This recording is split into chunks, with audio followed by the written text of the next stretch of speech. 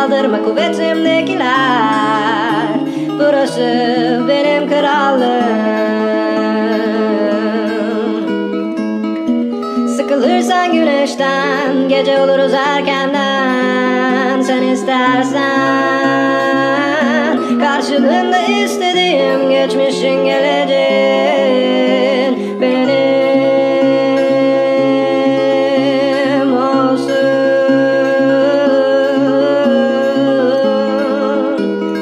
Denizler cinayet işlemezler, aslında kimseyi istemezler. Değiştirdi beni bu garip astronomi.